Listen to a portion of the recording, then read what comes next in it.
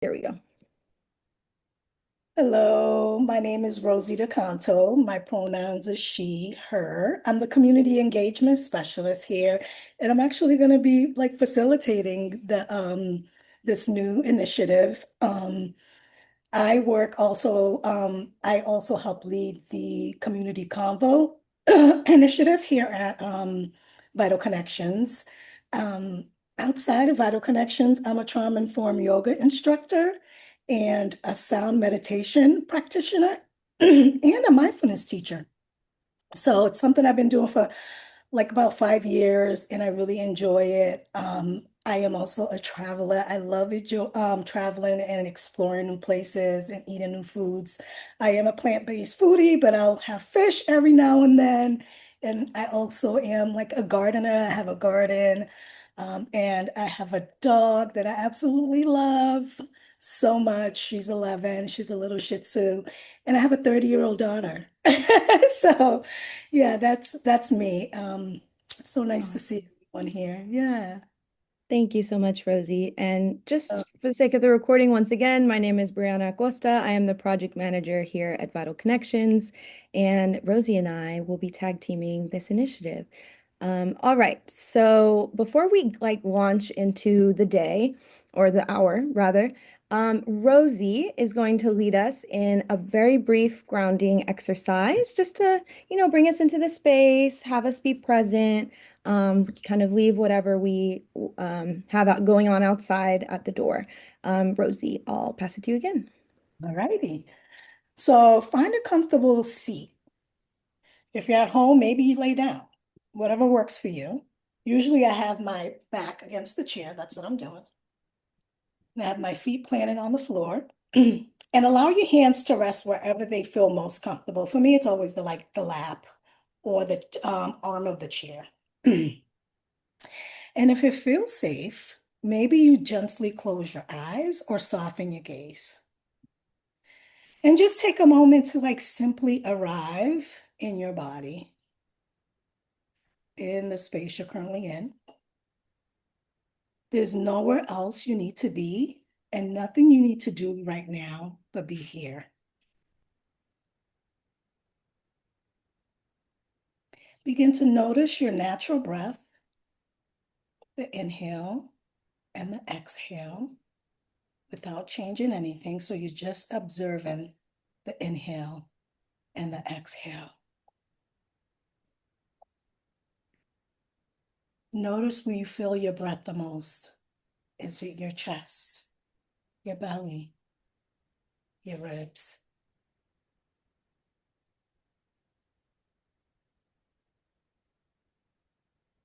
And then with every exhale, invite your body to soften just a little bit more.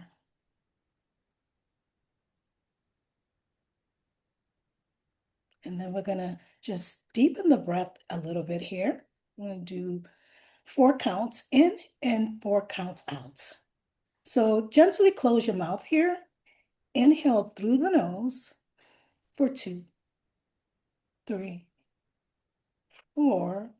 Hold 2, 3, 4. Release out through the mouth for 4, 3, 2, 1. Hold out the breath for 2, 3, 4. Soften your belly. Close your mouth. Inhale through the nose.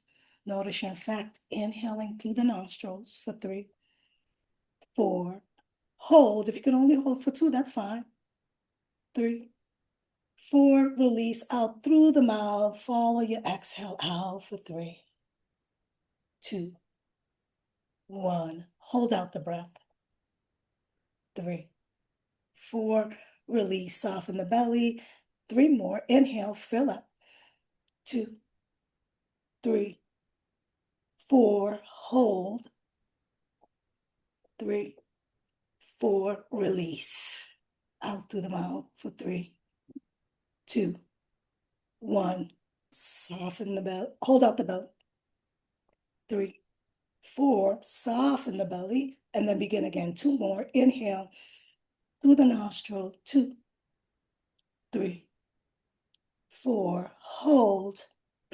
2, 3, 4, release out through the mouth. 4, 3, 2, 1. Hold out the breath. 2, 3, 4. Soften the belly. And then go ahead and do it at your own pace. Counting in for 4, hold for 4, release for 4, hold out for 4. Building a deeper relationship with your breath. Imagine each inhale drawing in calm, clarity, and presence.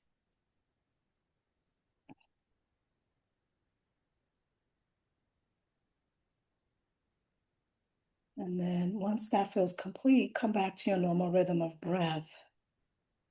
Bring your awareness to your feet. Imagine roots extending from the sole of your feet deep into the earth. The earth is holding you, supporting you. Silently repeat to yourself, I am safe. I am present. I am grounded.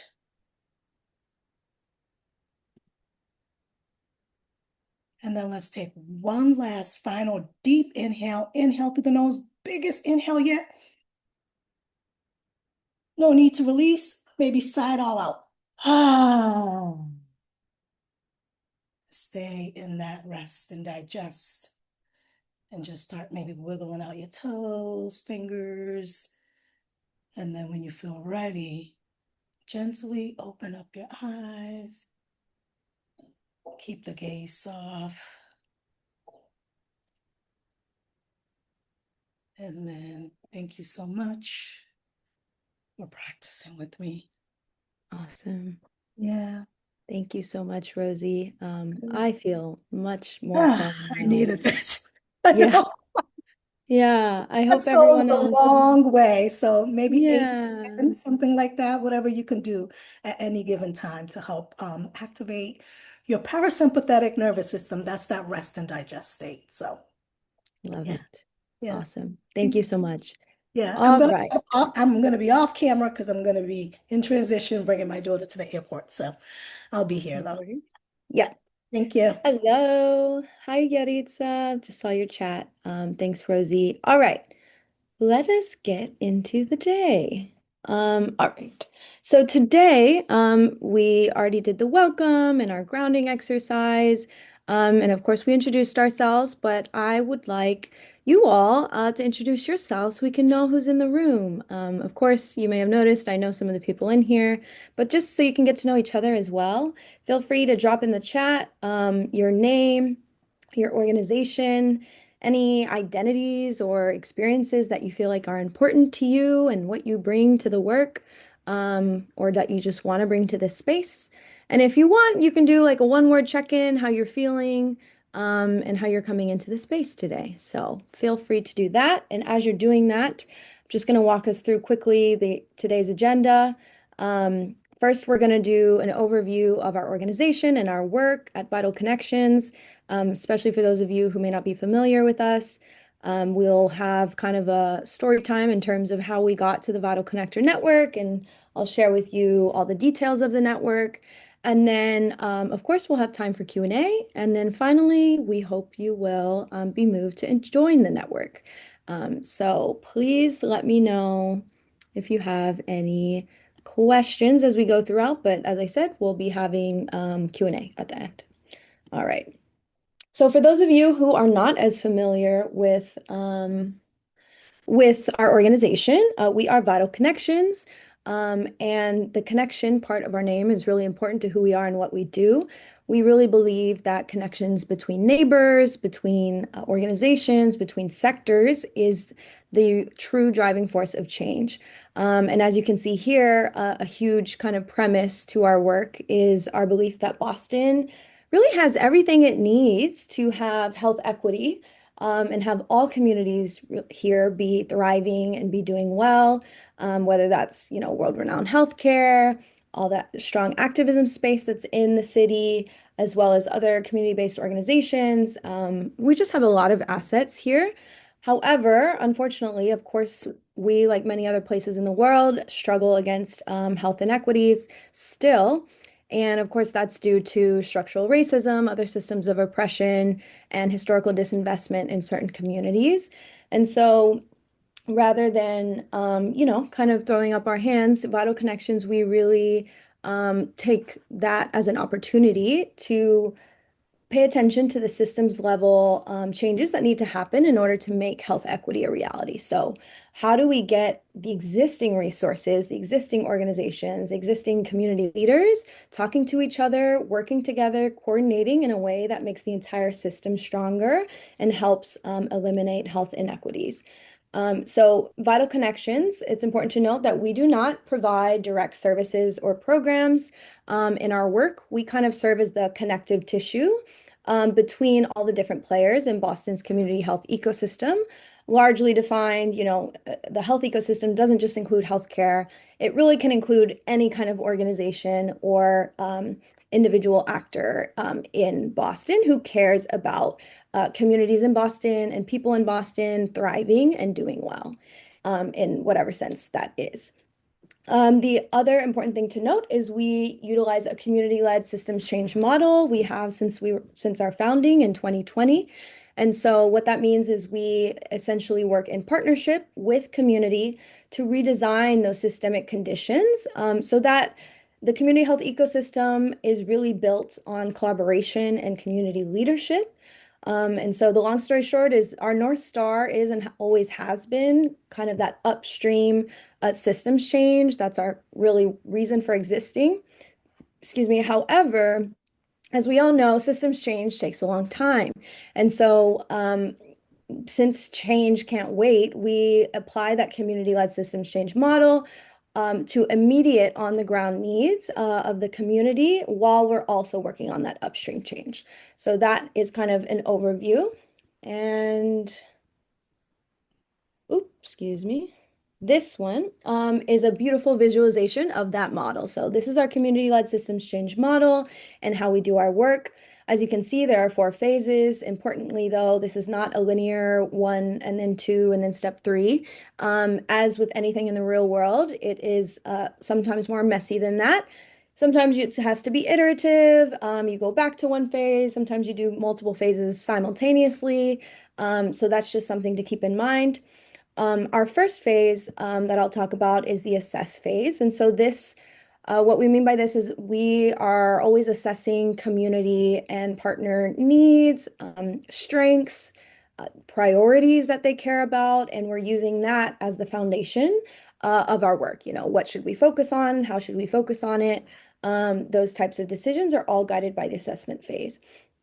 Then we have the convening phase, which of course is exactly what it sounds like. We bring together community members with cross-sector partners, all different types of organizations, and make sure that they're at the same table talking to each other and really bringing their unique strengths and knowledge to be able to amplify our collective impact so that it's greater than the sum of its parts, right? And 2 great examples of how we do that are one, our Food Access Initiative, which we affectionately call NFAC, which stands for the Neighborhood Food Action Collaborative. So that is a collaborative that we host bi-weekly meetings for. Again, it's community-led. Lots of community members participate and also cross-sector partners, many of whom are here. And so that is a way that we, share resources, we coordinate our response to maybe federal policy changes. We make sure that, everybody is on the same page in terms of what's needed and is community informed. We also offer a similar space in our mental health equity initiative called the Mental Health Access Network, which Rosie leads. So that's another way that we do that, very similar concept, but for mental health. For cultivate, by that we mean we want to cultivate community ownership and community stewardship of all the work that we do. So for us, again, the community-led model is essentially embodying that. But a great example of that is our peer advocacy model, which basically from the beginning of our founding to now, from picking what issues we're going to focus on to picking what solutions we should we should use to address those issues, to evaluating the impact of those solutions. All of that is done in partnership with paid community members. And so we have a lot of community leaders and peer advocates. You saw one of them earlier, some of you that were early, Jamie, who are very passionate about this work and leading it. And so that is a huge cornerstone of everything we do. And then finally, the sustain phase is about shifting policies, priorities, resources that already exist in the system in a way that can sustain long-term these community-driven solutions. So making sure that it's not dependent on grant funding and all this stuff, that we can really just shift the resources and redistribute them in a way that supports these community-owned solutions. So hopefully that makes sense. Again, happy to take questions at the end. But since I won't be going into today kind of the nitty-gritty of like what each of our initiatives are, who our partners are in that space, I invite you to look at our Vital Connections impact report from last year. We do it every year, of course. Has the latest and greatest of what we've been up to, and I'm going to go ahead and put the link in the chat. So if those of you who are unlike me, good at multitasking, if you want to take a peek during this webinar, feel free. It's also always available on our website, so no rush to do it now either. Up to you. Then I just want to, here we go. It's taking a while to load. I just want to have you guys watch this video. It's essentially a video we made in collaboration with our partners, and I feel like it really gives a lot more life to the work that we do, and it helps you kind of illustrate it a bit better rather than just me talking about it. So I'm going to play this video and let me know if audio is working well or whatever with thumbs up if you can.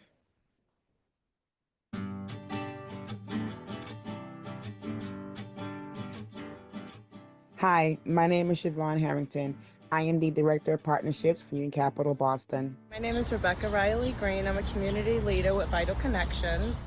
Hi, I'm Jessica Santos, and I'm the director of the Leah Zalman Center for Immigrant Health Research. My name is Zach Rich. I'm the chief of program and evaluation at New Commonwealth Fund in Boston, and just wanted to take a second to amp up the great work of Vital CxNs. Working in the public health and community health space, it can feel impossible sometimes to think about changing systems and making healthcare institutions responsive to community needs. But this is why we need Vital CxNs. They invite the entire healthcare ecosystem to be a part of the solution. I think that's where the added value of Vital CxNs really lies, in understanding the bigger picture and how the different programs that already exist can work as a team in better understanding how to frame the resources that we are hoping to provide. If someone asked me what Vital CxNs is all about, I would say connecting people to resources, communities to other communities. When I think of Vital CxNs, I think about trust in each other, ourselves, and in our communities and partners. We have so much trust with Vital CxNs, how you show up in community and you as a partner, and really glad that you all are out there doing that work. Vital CxNs is all about closing the gaps between the folks closest to the issues and the folks trying to address the social determinants of health, so we can come up with more innovative solutions together. I really love working with them because I think they're really innovative and creative and excellent at centering the experiences and knowledge that resides in community. Their model really upends the traditional top-down way that healthcare operates in the United States and gives a real chance for us to figure out new solutions to further community health equity. One of the things that I love about working for Vital CxNs is that we don't just focus on physical health. We focus on the holistic well-being of a person, physical, mental, emotional, everything. When I think of Vital CxNs, I think about equitable healthcare, making it more accessible and effective for people in the community. One of my favorite memories about working with Vital CxNs is seeing the resource sharing that happens. At one of our coffee hours, Kimberly brought an NPAC member, and they were able to share so many direct resources with people who were really needing access to food. And so they talked a lot about the food redistribution model, and it had a really immediate impact. Our efforts are really responsive to the needs of the communities that we partner with, which means that the possibilities for our work and our model are truly boundless. Last month, Pure Spark had an event around mental health in the community. Vital Connections was one of our sponsors, and they said, hey, Naisha, your event is in Cambridge in the Museum of Science. How do we ensure that everybody who wants to come to this event can come to this event? I really just appreciate their interest in solving different nuanced situations. Yes, this is a great event, but how do we expand and open up access? So we partner with Vital Connections to host a series of conversations with community members about how they navigate the maternal health space. Every step of the way, Vital Connections has centered equity, they've centered inclusion. More importantly, they've centered community voice to this project. And I think, what more could you ask for? You want somebody that's proximate to the work. You want somebody that's engaged in the communities that they're working in. That is Vital Connection. Vital Connections has been essential in addressing food insecurity and nutrition access in our community. They have the unique ability to mobilize and empower community residents, many with lived experience, to take action and to lead the work in our community. This is a game changer for effective community health interventions, and Mass General Brigham is a proud supporter and partner. It has been a delight to see the change within our organizations and our members from our partnership with Vital Connections. Our members now have a link to food security, food resources, and food education. Our members have also been connecting with other great organizations around the city of Boston to help them with resources, from finances to jobs, to learn how to apply for SNAP and other benefits. What's so unique to me about Vital Connections is that we're not bound by how things have always been done. We listen to our partners' needs, dream up solutions together, and then we provide the infrastructure to make those dreams into a reality. I would encourage others to get involved in the work that we're doing at Vital Connections, because it's through collective partnerships and community knowledge and wisdom that we can empower and support children and families to heal themselves and build better bridges for their future. I'm honored and grateful to be part of a truly collaborative effort to bring to life a more equitable and effective community health ecosystem here in Boston and beyond. When I get to work with Vital Connections, it just seems so clear to me that the pathway to systems change is through this kind of ecosystem engagement and healing. It has been a great experience working with Vital Connections. Vital Connection means community, support, and opportunity. We are proud to be a partner of Vital Connections. Thank you, Vital Connections, for your support. We're looking forward to partnering with you again. Awesome. I'm gonna go to the next slide. It's always weird for me seeing myself on camera, but that's okay. All right, hopefully that gave you a bit of an idea of the range of partners that we work with, as well as the range of initiatives and some of their experience, of course, working with us in collaboration. And so, again, if you have questions, let me know. But I will be moving on now to talk about kind of the history that led up to our launch of the Vital Connector Network. So many of you may be familiar with our initiative that we call Community Health Hubs. And so this initiative was essentially an effort to create a one-stop shop for diverse health and social resources and services for the community in specifically places that are already trusted by the community in their own neighborhoods, whether it's a community health center or a farmer's market or a food distribution. And we brought different partners from across our network together to do that, to provide those services.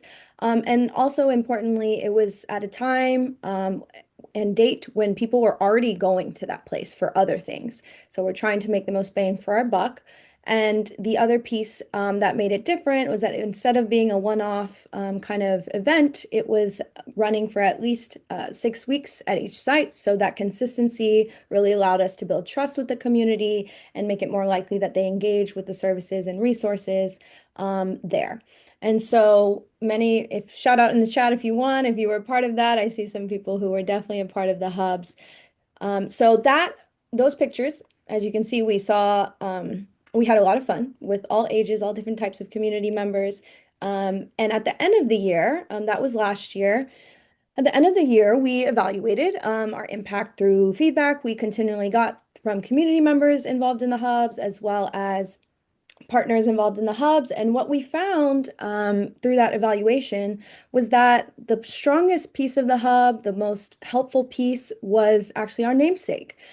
So as I mentioned earlier, that connection between community members and organizations, between organizations and other organizations, or even individual leaders, that is something that we've always done, and that we did kind of on a very explicit with explicit intention for the hub, and people really seem to highlight that as the strength. And so based on that evaluation, we decided, what we're going to do is we're actually going to prioritize that active connection and formalize it rather than focus necessarily on creating this physical spaces where that connection occurs. And so that has led us to where we are today with trying to have a deeper, more intentional focus on supporting collaborative relationships across the ecosystem. So, of course, that brought us to the Vital Connector Network. And so what exactly is this network I keep referring to? Well, it is meant to be a network of cross-sector organizational partners. So yes, that means the members are organizations, not necessarily individual community members. However, we really encourage network members to, when choosing their organizational representative to rep them in the meetings and in the network, we encourage them to choose employees with lived experience or who hold community roles. Those can include part-time roles, per diem roles, really any trained community members who work for your organization, because we really want to kind of bring that experience in as well. In addition, members will importantly be committed to learning, growing, and improving in collaboration. This is not just to say, join another network with another collaborative. We really want people who recognize that collaboration is not magic. It takes work, and people who are committed to that work, and organizations who are committed to improving in how they collaborate. And when we say collaboration, it can be collaboration on events, such as like health fairs or mental health day events, programming. Shout out to Mattapan Square Farmers Market. I see Starrell is in here. That's an entire program that they run every year, every summer. And I know they start early in terms of planning and getting all their partners together. So that is an example of a collaborative relationship we had last year. And then fundraising. Well, a great example of this is we recently, as Vital CxNs, we received a collaborative grant in partnership with the Boston Public Library System and Pine Street Inn.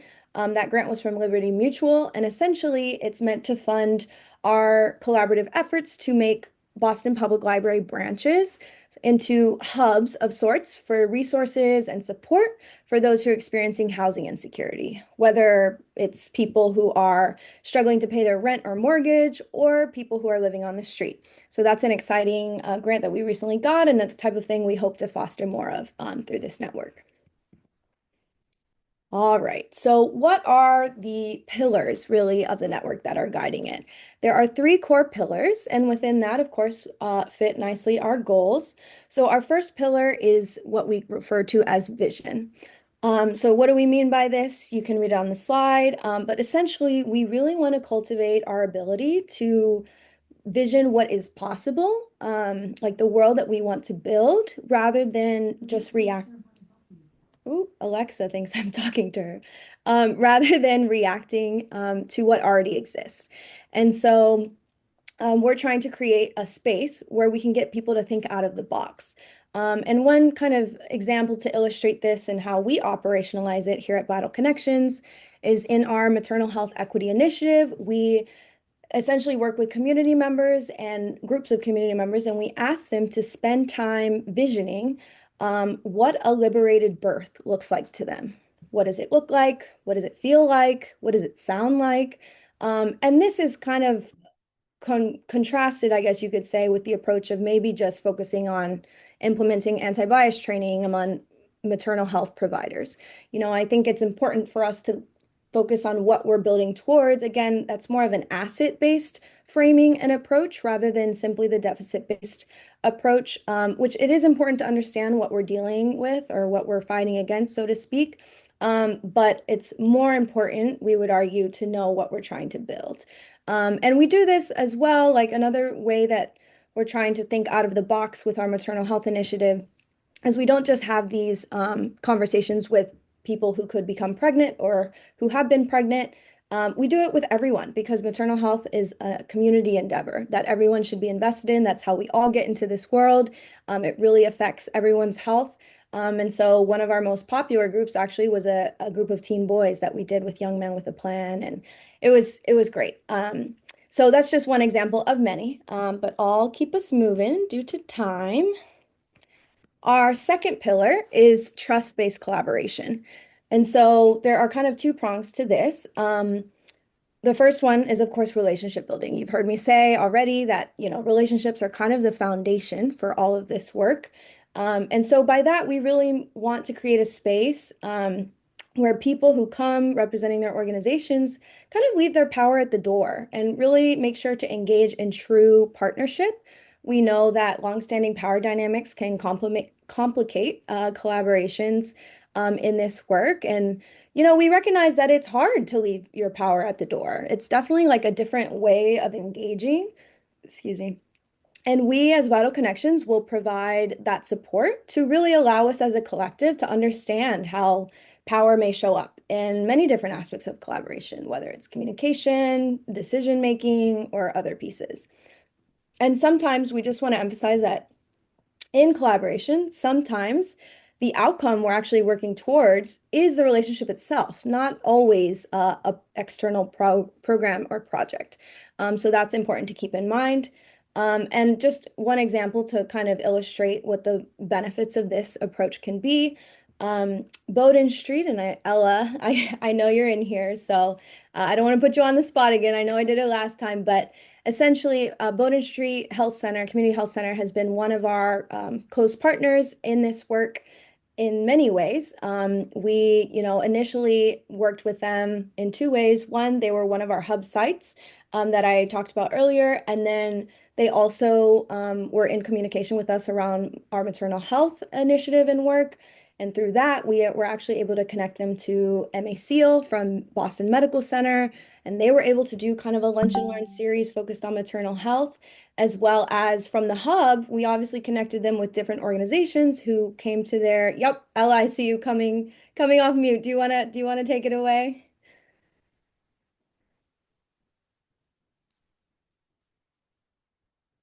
Oh, maybe not. I don't know. I think it was a little a blip. That's okay. So yeah, after we worked with them with the hubs, they actually were able to kind of build their own relationships with those partners that we had brought in and bring them back for other events, whether it was a mental health awareness day or other events, just tabling for their community, making sure that their community continues to get those resources even after Vital Connections kind of stepped out of the picture. So that's kind of a beautiful example of how organically these relationship-based collaborations can grow and kind of have that ripple effect.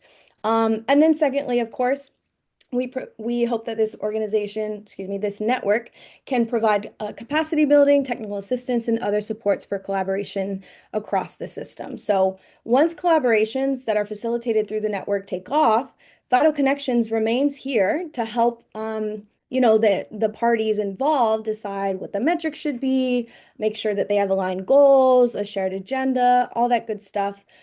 Because as Vital Connections, as I've said, all of our work is collaborative. We have learned many things through trial and error, and we kind of want to democratize those learnings and make sure that others don't make the same mistakes. Of course, recognizing that maybe our best practices aren't necessarily the only best practices. So how can we kind of bring our collective wisdom together to have all of us improve in the way that we approach collaboration? All right. The last, but definitely not least pillar is centering community. So these pillars are not in order of importance, of course, but they are in a particular order for a reason. And so we started with pillar one, which was our vision, right? Because our vision is our North Star. We can't really do anything if we don't know where we're going. And so that is kind of our guiding light. Then pillar two, trust-based collaboration, is who are we going to get there with? Who are we going to get to that world that we want to build? And how are we going to do it in a way that brings everyone's strengths together? And then pillar three is just meant to imply that pillar one and pillar two, all of that work that falls under those should be done keeping this in mind. So really making sure that we're not only centering community in the outcome, but also in the process. Are we sharing power? Are we engaging in equitable decision making? That kind of thing.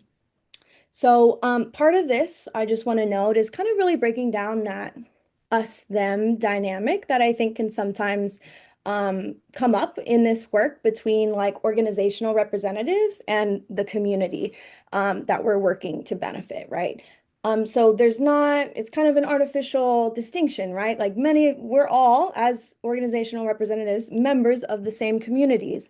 Maybe not exactly the same communities, but we are all members of the Boston community. So those two terms are not mutually exclusive. And sometimes the certain organizational representatives has more in common with the community they're trying to serve than maybe other organizational reps. So just kind of trying to break down that us versus them dynamic. And then the other piece of that too, that flows from that is we just hope that this space and the principles that guide it are embodied by the organizations that are members, not only in their work to benefit the community, but also in their work internally, how they interact with their team. So this pillar is also one of the reasons why we're asking organizations to pick a community role or someone with lived experience from their organizational employees to represent them within the network, because again, we think it's really important to have that perspective. I already talked about this, and just due to time, I'm not going to spend too much time on it, but I may have mentioned our peer advocacy model where we hire and train community members from the communities that we're working with to provide information and support around a whole host of topics across our initiatives, whether it's food access or nutrition or mental health or maternal health. And that's definitely something that we have always done and will continue to do, again, as part of that community stewardship of our work. All right. So I've already kind of mentioned these due to Vital Connections' role as kind of this more neutral in-between space, connecting all the different players. That's allowed us to, I believe, like earn more trust within all of our partners since we don't provide direct services or programs. And it's also given us the capacity and the luxury to really zoom out a lot and look at the bird's eye view of the system, always keeping the big picture in mind. How is what A and B organization doing over here related to what C and D organizations are trying to do over here? And so the other piece that I think is important about the network and the space we're trying to cultivate is that this network is intentionally intersectional. What do I mean by that? I mean, it is issue agnostic. We are not just focusing on housing or food or mental health. We're making sure that people in all of those spaces are actually talking to each other, because each person is a full, complex human being who has all of those needs at the same time. So really making sure that we're coordinated in that way. And then the other piece too is you may have noticed in the beginning, we kind of modeled it. We want to make sure that people feel comfortable bringing their full, authentic selves to this space. We don't want this to just be another professional space where you talk and, you may feel a bit limited by professional norms. We want you to bring the personal identities and experiences into this space as much as you're professional, because we really believe that when you start stripping away your identities, you start stripping away ideas. And we want to be able to kind of bring the fullness of ourselves so that we can have the best ideas and solutions possible in our collaborations and for this work. All right. So what does this all mean in practice? Well, the first element of the network is Vital Connections. For our part, we will facilitate one-on-one matching for community or identified and organizational needs. So that means, if you're seeking some sort of collaboration with any kind of criteria of organizations or partners or community members, that's where you can come to the network and come to us, and we will facilitate that within our network. So again, this is something we've already been doing informally, but this network is really to just formalize it a bit more and also bring in new partners to that network. We are also accompanying it with quarterly network meetings. And of those, about 1 to 2 will be in person per year. I know Zoom is like very convenient and pretty accessible. But there's just really nothing like breaking bread together, spending time together, having our little small chats around the coffee. We really believe those small moments do a lot for building relationship, a genuine trust-based relationships. And so that's why we want to prioritize that while also balancing it with accessibility. And so the other important reason why we're kind of building this meeting space in addition to the matching is because the matching is meant to facilitate additional collaborations, foster collaborations. But we don't just want any type of collaboration to become more frequent. We really want healthier, more effective collaborations to become more frequent.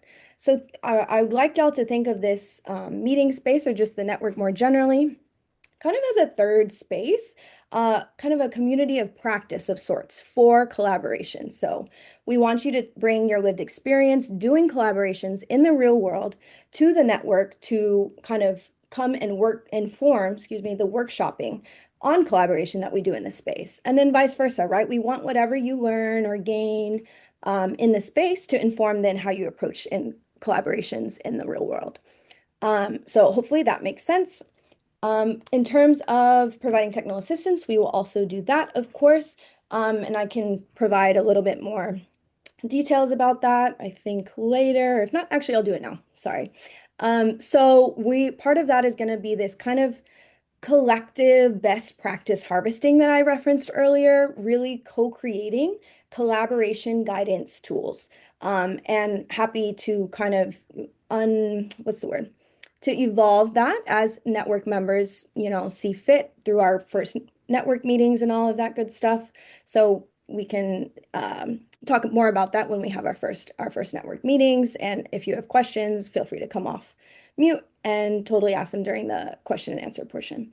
For the network members, for their part, they will of course attend and actively engage, collaborate with other members in good faith, following through on things, being accountable to each other. And then we also ask that each collaboration, that all the parties involved share any outcomes of that collaboration with us, whether it's pictures, videos, quantitative metrics, or testimonials or quotes, really so we can just measure the impact of having this space on the ecosystem as a whole. And I see we're running short on time. So I'm going to get through this really quickly. I just wanted to bring us back to the community-led systems change model and kind of walk us through how the network fits onto this model or maps onto it. So I think the most obvious, stage that it connects to is convening, right? We're convening cross-sector partners. Assessment, as I mentioned, we're like always using our assessment ongoing to inform our internal strategic planning. However, this network is a way for us to, again, share those lessons learned of what we're hearing across the entire ecosystem with the network so you all can also benefit from that bird's eye view. Cultivating community leadership, of course, it's one of our key pillars for the network. And then sustaining, right? Like sustaining is essential for us to get to that vision that we vision for pillar number one. So how can we shift policies, priorities, practices towards that vision so that we can actually make it a reality? All right. I am gonna also quickly go through this. I know we have a very short amount of time left. So we talked about previous experiences in collaboration among our partners at our recent partner convening. So people talked about what was hard and what was helpful in collaborations. So I'm just going to flash this really briefly. You can read it for yourselves, but these are things that people found helpful and they felt like were key factors in the success of a good collaboration. Then secondly, in terms of what's hard, in collaborations, these are factors that people felt like maybe resulted in collaborations not going so well, or there were challenge points. And I'm sure, you can see some connections between what people said here and what the network is trying to do. So we are really trying to address many of these head on and workshop them as a system because we really want to emphasize in collaboration, it's not a us versus them, once again, in terms of two organizational partners. The fact that these problems are being seen across the ecosystem. It's more of a us versus the problem, right? Like it's a systemic problem that's leading to these. So that's just something to keep in mind about our approach and how this network could add value in that way. This is the essentially flow chart of the process in terms of joining the network. First, you would apply. We are accepting applications on a rolling basis. Once you apply, we will confirm receipt of your application within 1 week. Sometimes it can take an additional week to add you to the network. That's just a caveat. Then you will be onboarded to the network, which means you'll have access to all the forms that you need to share more about what you're looking for from the network. Tell us what kind of collaborations you're interested in, what your needs are, maybe what you might contribute to a collaboration. And then as organizations are accepted to the network, they will be added to our living document, which is our directory, which all members will have access to.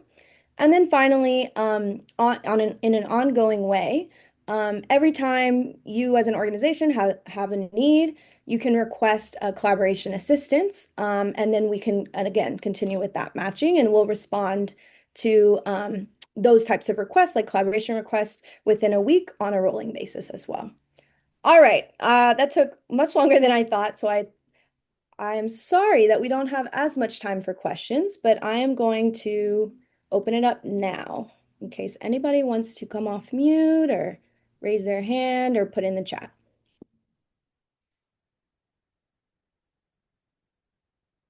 Or even reactions. No questions? Hi, Go ahead. Brianna. Hi. Sandra here from Office of Food Justice. Thank you so much for presenting. This is great. I'm wondering if what the process would be like if we hear from our partners who we think might be a good fit in terms of referrals or recommendations. Do you have a process that you would like current No, partners we to don't have a follow? formal. Oh, I'm sorry. I thought you were Yeah, good. go ahead. No, I was just gonna say we don't have a formal process for referrals or recommendations. So if you think somebody might be a good fit, feel free to just refer them. I'll be sending it out afterwards to our link tree, which has the application directly on it. Like anyone in the public can apply.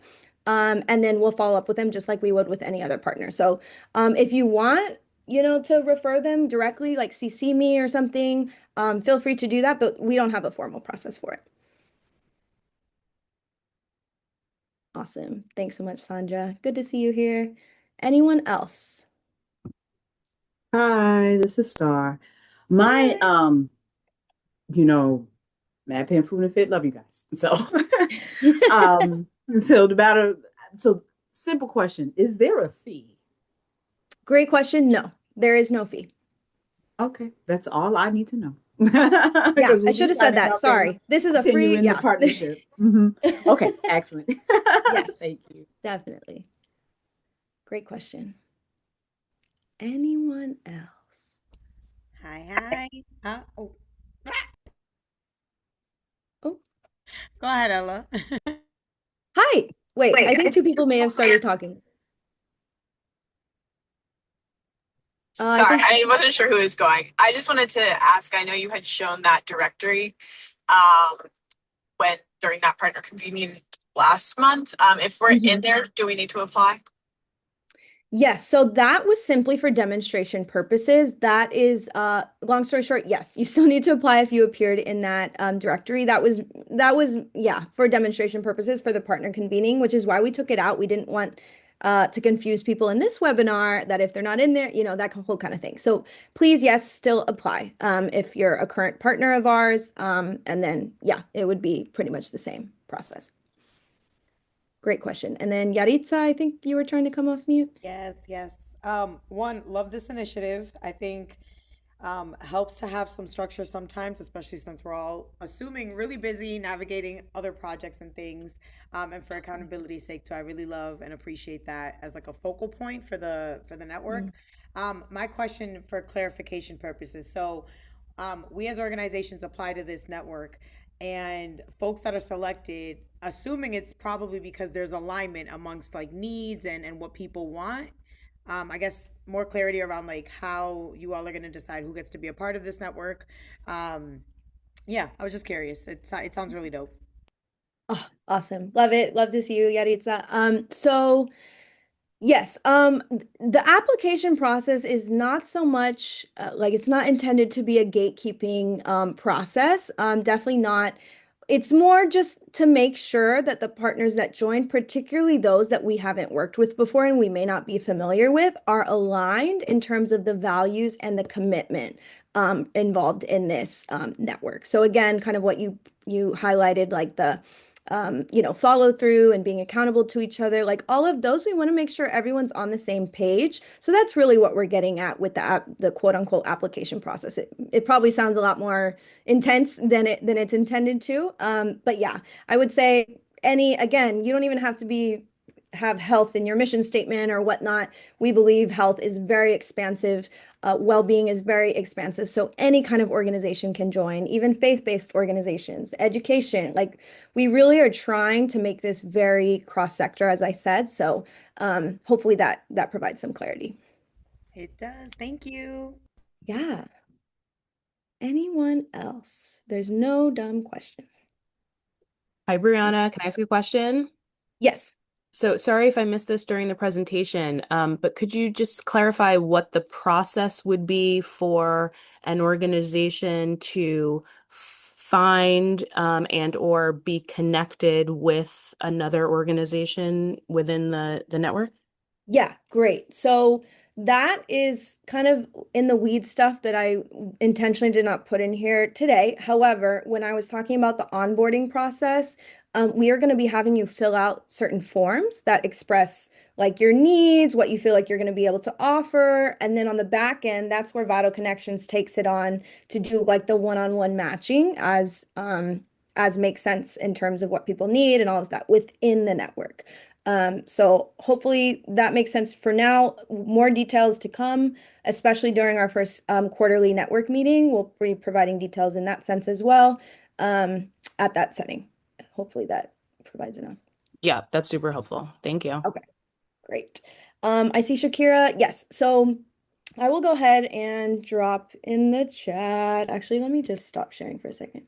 And I know we're right at 1 p.m., so this will be the last thing that I do. And then any other questions, hopefully y'all know that you can always come to me or email me with your questions. There is a link tree that we have for this initiative that has all the links you could need. And we are going to post the recording of this that you can share. So feel free. That link tree, again, has everything. It has the what is the Vital Connector Network? It's a summary, one-page summary of it. Our partners to date, it has a registration, which will become the recording of this webinar. And then we have the membership application right there ready to go. So if you know you want to join, feel free to do it today if you want. And then, like I said, we'll kind of have a 1 week turnaround roughly. And then if you're unfamiliar with our organization prior to this, our website is also linked in this link tree to be able to kind of just explore other initiatives and whatnot if you're curious. And then I will also be sending out an after email for everyone with a summary of what was discussed, the recording, and the link. All right. I want to be respectful of people's time. We're 1 minute over. Thank you, everyone. Yes. Have a great rest of your day. Great to see your familiar faces and new faces. All right. Have a good one, everyone.